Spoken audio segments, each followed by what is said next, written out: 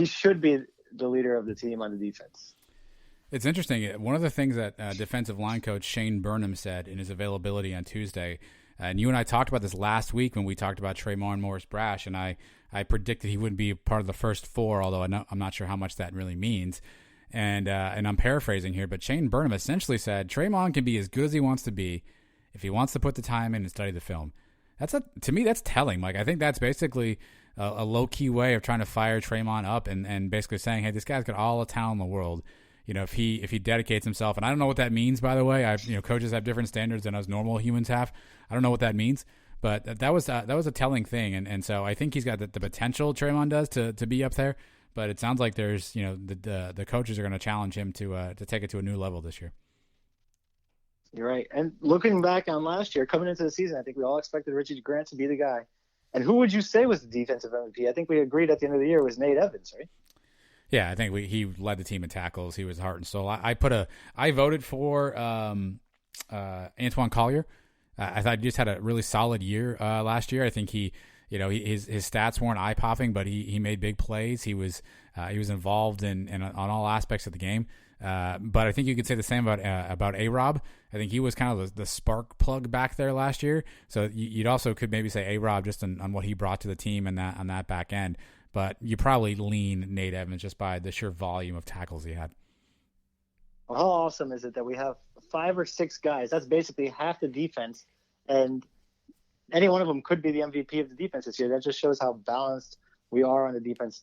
Should be one of our best defenses we've had here in a while, going back to the O'Leary days, I would say. Well, speaking of defense, we ask the next question: who is the defensive newcomer? So again, defined by somebody who did not take a snap for UCF last season. Your 5 options were Devad Wilson, Corey Thornton, Quade Mosier, Justin Hodges, and Jaden Francois. Again, we should note, as you and I talk into microphones here tonight, we still don't have updates on whether any of these transfer guys are eligible. Having said that, though, Devad Wilson was the winner, Mike. 36% of the vote went to Devad Wilson. Corey Thornton, the true freshman cornerback, he came in second with 22%, and Quade Mosier third, 17%. Well, Devad Wilson is the big stars recruit, right? Coming over from Georgia. He's the name that everybody's been hearing now in the offseason. He's a big acquisition for the defense. But like you said, and we mentioned earlier, we don't even know if he can play week 1. And we're going to find out in a couple days. So that was the name everybody voted for. I believe I went with Justin Hodges. Like I told you last week, that's my guy from down here in the 954. I'm rooting hard for him. But Thornton is the freshman, the true freshman that he's already in line for the All-American. He's the guy that made big waves in preseason camp, and he's going to get this chance to start right away, filling in for Tay Gowan. He is first in line to win this award. And if he slips up, then it'd be somebody like Hodges to go in there and take his place. Yeah, Corey Thornton's the name you hear everywhere. People are talking about him. He's obviously been mentioned in a lot of the media availabilities that UCF coaches and I don't think players have said anything, but coaches have said about him. But living in the era of hype, part of you wonders if this is a smokescreen, but I highly doubt it is. It sounds like he's certainly got the potential to start on day 1. Some people were saying he's an uber talented guy, maybe even more talented than some of the guys that we had last year. I guess time will tell, and maybe Devad is just the name again. But I think either way, we've got and we don't know if Devad's going to be eligible. So I think that's the other thing to consider. Quade Mosier, 17% of the vote. I thought was also good. I think he might see some time this year as well.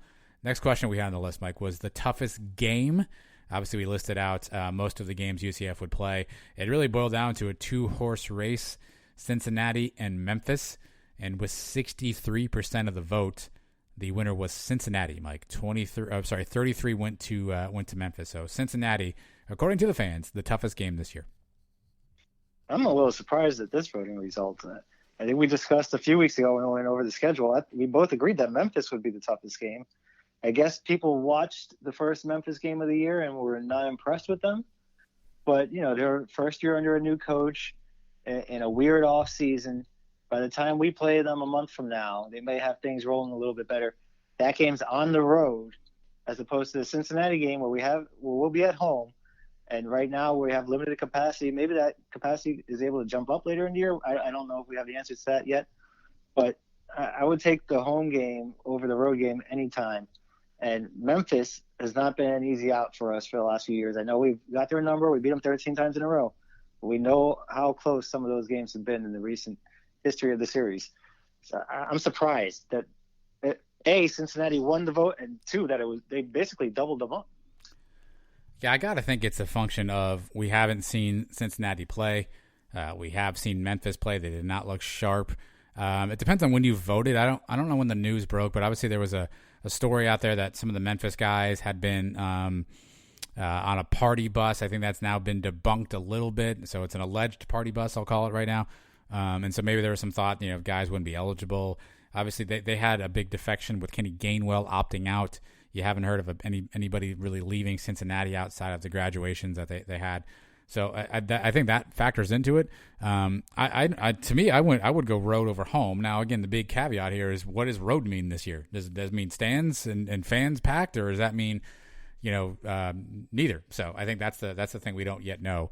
But I was also surprised Cincinnati, Memphis second, Houston third. Mike, Houston 2% of the vote. So don't sleep on Houston. I mean, Houston, they have a talented team. They did lose their quarterback, Derek King. I don't expect them to be the hardest game, but that's another road game, like we said. And there is talent on that team. And they've got a coach that will throw things up against the wall and just go for it on fourth downs and take chances. And those games like that are always dangerous.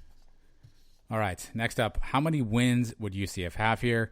12, 11, 10, 9, and 8 were your options. It's probably no surprise, Mike. 12 wins was the winner of the poll. 42% of the folks thought we'd have 12 wins. 11 came in second with 24% of the vote, and then 10 with 18% of the vote, which really breaks down to us winning a national championship, us going to a bowl game, and us just winning our conference. That's really how it kind of breaks down a little bit. I guess we could win a bowl game too and not win the conference, so 10 maybe is either of those, Mike. But 12 wins is the benchmark according to the fans. You and I both picked 12, so I guess we agree with that. Well, I haven't picked us to lose a game in 3 years, and I'm not starting now. Now the question will be, will we be allowed to participate in the playoffs to get even to 12 games? And I guess half of us believe that it's possible. And a year like this, why not? But how far the UCF fans have come, where we expect to win every single game coming into every year now. Years ago, we were lucky to win 4 or 5 games, and then we were lucky to be invited to a bowl game, and then fighting for winning a conference, and now we're expected to go undefeated every year. It's crazy to even think about that way. Last question on this part is probably the most sobering question, but will UCF be able to play all of its games? Really kind of gauging the optimism of the season kind of going off as intended. Yes and no, obviously, were the two options, Mike. The yes got 70% of the vote. No got 29% of the vote. So most people think UCF will get all games in this season. I know you and I, there's not much to opine on here. I think we both hope we'll get all the games in, but obviously, I think I saw a list. I think there's like 7 or 8 games that have been postponed or canceled so far in this season due to COVID concerns. So, that's basically 4 a week at this point. So are the odds in our favor? Who knows? But at least the fan base is hoping that we get all the games played. I think I contradicted myself on this one because I voted for us to win 12 games, but I also voted that no, we will not play all 9 games. Oh, here we go.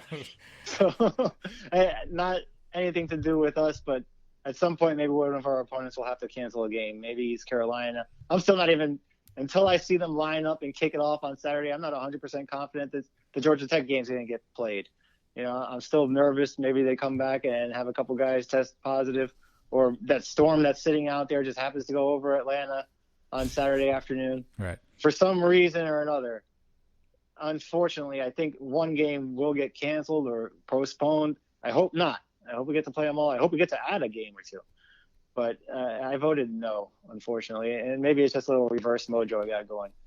But we'll see, man. We'll see. There's a long way to go. Like you said, every week seems to be games canceled. And we've seen conference games get postponed already. Memphis and Houston were supposed to play this week, and it's not happening. All right, so that was the sort of the serious questions, if you will. Now it's time for more of the, I guess, the fun questions. And it is kind of more of a prop bet situation. So here's what we got. We asked 9 additional questions, and these are more just kind of what you expect that may or may not happen. And the first one, Mike, was an over-under question. And it was over-under Mackenzie Milton playing 3.5 games this year. So really you had to decide if you thought he'd play more than 3 games. So over-under. And the winner here, people took the under. 88% of people took the under, that Mackenzie will play under 3.5 games this season, Mike. Well, here we are 4 days before kickoff, and he has not been cleared, and he's already known that he's not going to play in week 1. So then that leaves you with 8 games after that. 3.5 is a big number. That's half of those games he'd have to play in, 4 of them to get the over. Unfortunately, I don't see it happening unless he's ready to go by the beginning of October. I don't know if it's going to happen, but I do believe, and I've said it all along, we are going to see Mackenzie Milton on the field at some point this year, whether it's to play in mop-up duty or just to come in and kneel down in victory formation against the Cows, where the injury happened at the end of the year. At some point, he's stepping on the field. Yes, I think we know that. I think most people, maybe 3.5 was an ambitious number, maybe 2.5. I'm curious how it would have fallen, or 1.5. It felt weird writing this question down and typing it in because obviously, I think Mackenzie should and could play as many games as he wants. I think it's interesting to obviously see Heupel's comments now, and one of the things that we all know is we haven't heard anything really, right? Heupel's comments really just about he's not ready yet, and a couple of weeks. You're not really hearing one way or the other, right? People aren't saying like, oh my God, Mackenzie's in practice, he's looking great. And you're not hearing, oh, Mackenzie can't play. It's actually been really radio silent, which isn't unknown for UCF. But look, I think this question should be, do you wish the best for Mackenzie Milton in the future? And hopefully the answer there would be a resounding 100% yes. One of the things we struggled with last year, Mike, is the amount of sacks our offensive line, maybe even pressures our offensive line give up. So the question this year was, how many sacks would our offensive line give up? They had ranges to pick from, 0 to 9, 10 to 15, 16 to 20, and 21 to 25. The winner, the fans are predicting this season, UCF will give up between 10 and 15 sacks, 47% of the vote. That's just over 1 a game. I can see that. Hopefully we can cut it down under that. That'd be fantastic. And we gave up like 9 in the 1 game to Tulsa last year, so maybe the number was a little skewed. I don't know what the total was for the season. But with only 9 games to play, keeping them under 10 sacks would be fantastic. Yeah, I voted for 10 to 15, I think. I did 10 to 15, and I was probably on the high side of that. I probably could have broken this up a little bit because you're right. That's basically a sack a game, which is fantastic. But a couple of factors, a whole new really offensive unit working together on the line, even though these guys have been there. The first time they will all work together in a game situation. We don't know who the 5 will be and if there will be a 6th thrown in there or some rotation situation, so we don't yet know what that looks like. And it was a unit that struggled a little bit last year. And we had a couple of big games where penalties killed us. Obviously, the Tulsa game comes to mind. We had 15 alone in that game, Mike, right? So that would have killed us. But with penalties and sloppy play come mistakes, come sacks. So, and also some of that's on Dylan Gabriel. Did he run into a sack or 2 last year that he'll be smarter about this year? I think it's no secret, Mike, if the offensive line can keep us upright from a quarterback standpoint, we will be in a good spot. Hopefully 10 to 15 is where we fall. I talked about penalties. So next one was how many penalties will we have per game? Again, keep in mind that we had 11 or 12, 13, 14, 15, who the heck knows, in a few games last year. Your options were 0 to 3, 4 to 7, or 8 to 11. And the average number of penalties per game, 61% people said 4 to 7 penalties per game. This is a stat that we got to keep our eye on all year, because this is the one that killed us in the losses last year. And not just the number of penalties, but when the penalties occur.